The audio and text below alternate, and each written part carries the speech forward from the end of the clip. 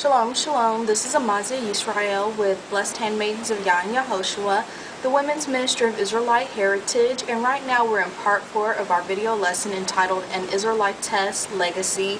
And an Israelitess is a female Israelite. And we're talking about how we need to be leaving a righteous legacy, building up generations of righteousness.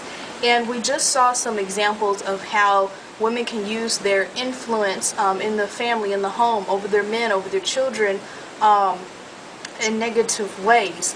And so what we have to see is that Satan will use us to bring down the family and thus the home. This is one of the classic ways that he comes to tear things down, is through the woman.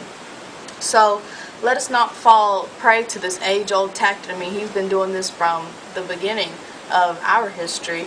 And so remember, this is a war. This is spiritual warfare, and we can't let our guards down. I mean, we have to constantly be thinking, okay, am I being influenced to behave this way? Where is my attitude coming from? Let me check myself. Let me just pump my brakes and fall back a little bit. So we've seen that a woman's influence, again, can be used to tear down her home. Now let's look at how Yah uses a woman to build up her home and to also be a blessing. Turn with me to 1 Peter chapter 3. 1 Peter chapter 3.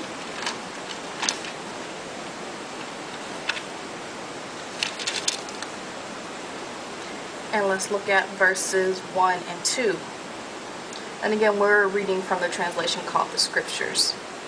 And it says, "In the same way, wives, be subject to your own husbands, so that if any are disobedient in the word, they without a word might be won by the behavior of their wives, having seen your blameless behavior in fear." Okay, so just as King Solomon and the others, just as their hearts could be turned away from Yah by a foolish woman, what we see here is that a wise woman can turn the heart of her husband towards Yah just by her behavior, her demonstration, love, and commitment to serving Yah. So now we're going to turn to motherhood, and we cannot be listening to the Babylonian mindset of motherhood, what they give us as motherhood. Being a mother is a blessing from Yah, and after all, we have to realize that Yah is the one that opens the womb. There's many of people that have been married for 5-6 years, and doing everything that they can to conceive, and yet Yah has not opened their womb. And then all of a sudden, she's pregnant or something. But it has only been recently that having babies has been made glamorous or in fashion during this latest baby boom in Hollywood. But behind all of that glitter and glamour, the majority of women view motherhood as a burden or a stumbling block, or that's just too much responsibility. I don't want to do that. Now, this again is a part of that Babylonian mindset. We don't think that way. Hebrew-like-tesses, we don't think that way. Hebrew women, we don't think that way. So again, we just have to come out of that mindset.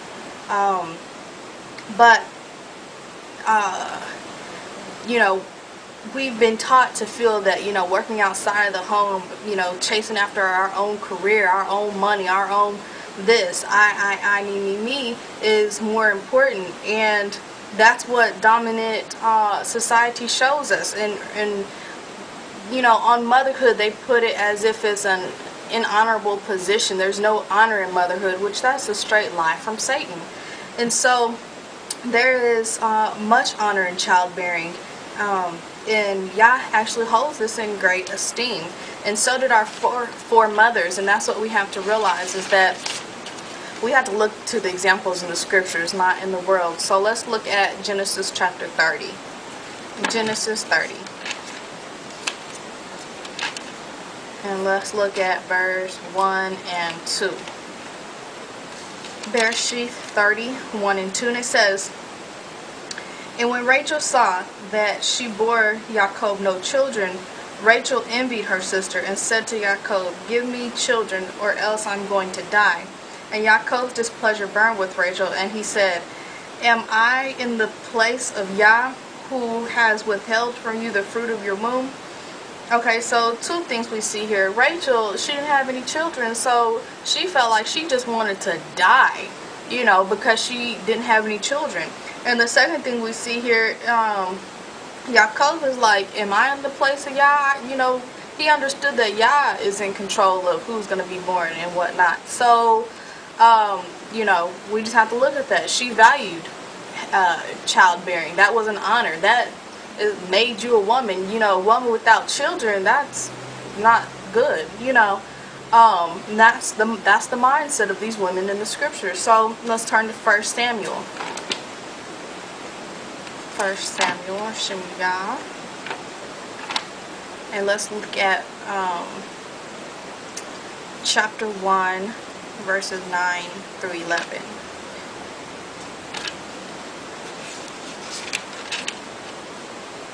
And it says,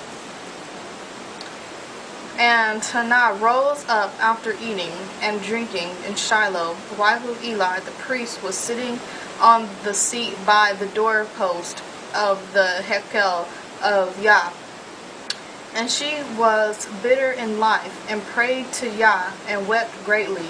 And she made a vow, and said, O Yah of hosts, if you would indeed look on the affliction of your female servant, and remember me, and not forget your female servant, but shall give your female servant a male child, that I shall give him to Yah all the days of his life, and let no razor come upon his head. Okay, so what we see here is she was bitter. She wept greatly for Yah to bless her with a male child. Okay, and so drop down to verse 20. It says, and it came to be at the turn of days that Hannah conceived and bore a son, and called his name Shemuyah, because I have asked Yah for him. Okay, so what we see, she prayed and asked Yah to bless her because she was barren. She was out without a child.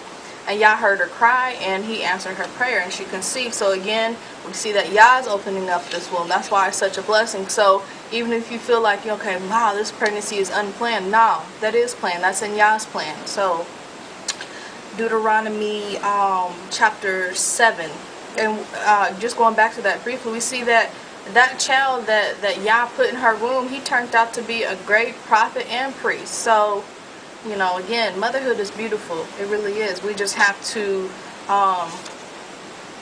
work it right, you know, be a righteous example, you know, lead our kids in righteousness. So Deuteronomy chapter 7.